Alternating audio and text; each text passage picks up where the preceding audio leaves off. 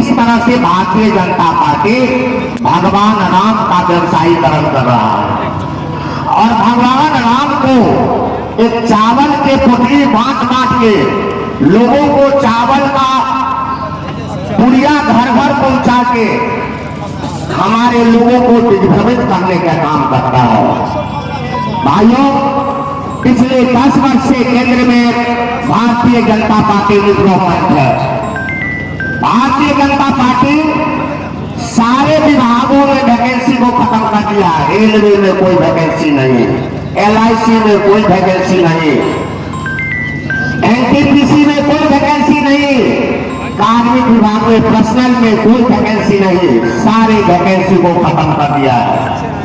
और जिसका नतीजा है कि हमारे पुरखा और हम लोगों के पूर्व प्रधानमंत्री VP सिंह साहब के द्वारा जो 27% पिछड़ों को आरक्षण दिया गया था, आरक्षण मिलने के बाद भी हमारी भागीदारी न के बराबर है। अभी जो जातिगत सर्वे हुआ है उसका डेढ़ पर भारतीय जनता पार्टी विरोध किया। ये विरोध क्यों किया? जो जब भी जातिगत जनगणना होगा तो हमारा पोल खुल जाएगा। आपको 30 वर्ष हो गए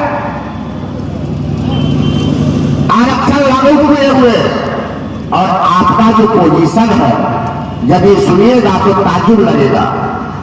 हमारे जो स्थिति है हम लोगों का, पिछड़ा वर्ग का स्थिति है, 33% लोग गरीबी रेखा से नीचे है। 33% अति पिछड़ा वर्ग के लोग गरीबी रेखा से नीचे है। 42% लोग अनुसूचित जाति, अनुसूचित जनजाति मतलब दलित और आदिवासी में गरीबी रेखा से नीचे है।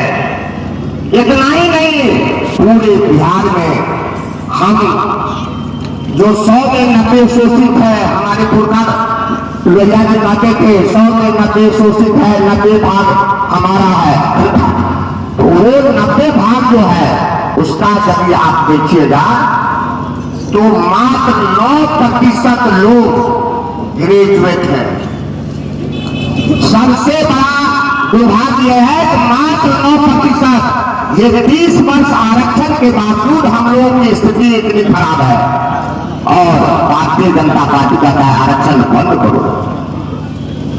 अरे भाई, आपके बराबरी में हम आएंगे तब ना आरक्षण बंद कीजिएगा। इस बात को समझने की जरूरत है। उस चावल के टुकड़ों के पीछे दौड़ने से कुछ नहीं मिलने वाला। भगवान सबके घर घर में है और हम भी पूजा करते हैं। हमारे भाई रामानंद भाई कहे जो हम चंदन टीका करते हैं, हाथ में कलाई पे धागा बांधते हैं, भगवान को स्मरण करते, जिस मालिक ने मुझे यहाँ भेजा उनको प्रतिदिन पूजा करते हैं। लेकिन इसके बावजूद भी अपनी लड़ाई के लिए अपने जगह पर कायम है। मुझे भगवान से प्रेम है, भगवान को व्यवसायीकरण करने वालों से प्रेम नहीं है। और आप लोगों को भी सीधा भगवान से ही प्रेम रखिए और वो तो आपके घर के अंदर है, वो आपके घर के अंदर है। हर एक में भगवान है। जितना गरीब गुरबा है उनको आप भोजन करा दीजिए, समय पर खाना खिला दीजिए, समय पर जब भी ठंडा का समय है कंबल दे दीजिए। वो सबसे बड़ी भगवान का सेवा है। और उस चावल के टुकड़े बांटने वालों को ठगने मत देना। मैं इस बात का लगातार विरोध करता हूँ जो गांव में यज्ञ के नाम पर, अष्टजाम के नाम पर, नवाह के नाम पर अयोध्या से बाबा लोग आते हैं और कहते हैं जो हम लोग आपके गांव को शुद्ध करेंगे और आपके मन को शुद्ध करेंगे। अरे तुम मेरा मन और मेरा गांव क्या शुद्ध करोगे? तुम तो अपने अशुद्ध हो। हमारा शुद्ध कब होगा? जब हमारी आबादी में से 9% के बदला में 90% ग्रेजुएट हो जाएगा। हमारी आबादी में से 10,000 से अधिक आय वाले लोगों की संख्या 10,000 से नहीं, 10,000 से कम आय वाले लोगों की संख्या 64%। आप सोच सकते हैं जो 64% लोग जिनका घर की आमदनी 10,000 से मासिक कम है, ये डाटा कहां से आया? ये भोला यादव नहीं बोला, ये जो सर्वे हुआ है, ये जो जनगणना हुआ है, उससे ये डाटा आया। और डाटा आने के बाद हमारे नेता आदरणीय तेजस्वी प्रसाद यादव ने, माननीय मुख्यमंत्री जी ने एक साथ महागठबंधन का कैबिनेट डिसीजन लिया, जो आरक्षण का दायरा बढ़ाया जाएगा और जो पहले 50% था उसको 65% किया गया, अर्थात संबंध को जो संबंध में बैकबेंचर है उनको मिला के 75% कर दिया गया। हम लगातार, हमारा रामानुज भाई है, हमारे इसराइल मंसूरी साहब हैं, हम सदन के अंदर लगातार उठाते रहे, क्षेत्रीय आरक्षण की बात उठाते रहे, रीजनल रिजर्वेशन, जो बिहार के बच्चों को 80% 90% रीजनल रिजर्वेशन मिले, उसकी लड़ाई अंत तक हम लड़ते रहे। लेकिन मुझे इस बात की खुशी है, नई आरक्षण नीति से वो अपने आप लागू हो गया।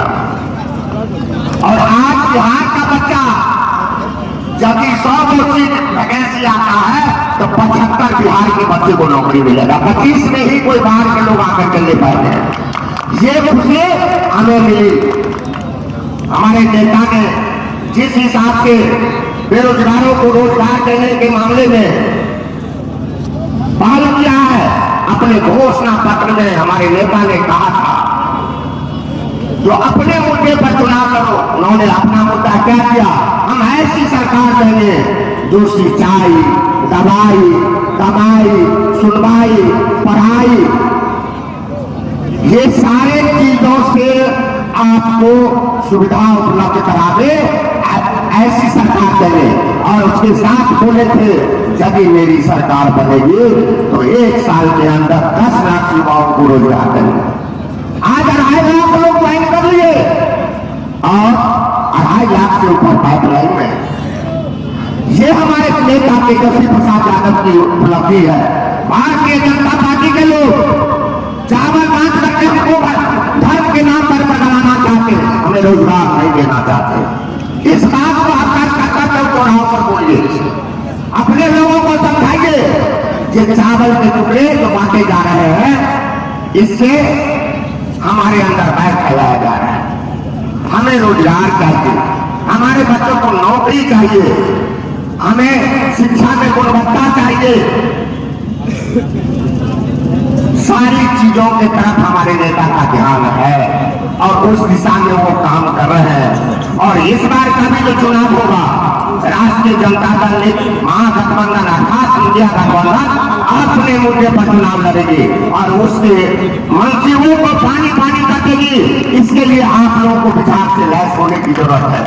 आप लोग जितने साथी हैं वो सारे लोग इस बात को रखिए तो किस तरह से हमें जातिगत जनगणना कराने से कोर्ट के माध्यम से रोकने का प्रयास किया गया, फिर आरक्षण जो हुआ है उसको कोर्ट के माध्यम से रोकने का प्रयास किया जा रहा है, कई तरह से रोकने का प्रयास किया जा रहा है, नौकरी में बाधा डालने का प्रयास किया जा रहा है।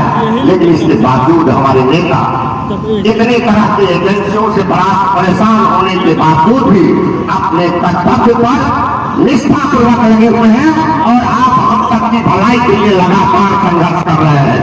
समय बहुत हो गया, हमारे मुख्य वक्ता और मुख्य अतिथि आदरणीय इसराइल मंसूरी साहब को भी बोलना है। हमें बहुत सी बातों से आपके साथ संवाद करना था, लेकिन समय के अभाव के चलते हम अपनी बात को यहीं पर कंक्लूड करते हैं। लेकिन एक बात कहते हैं, आरक्षण के लिए हमारे पुरखे आदरणीय कर्पूरी ठाकुर ने बहुत गालियां सुनी।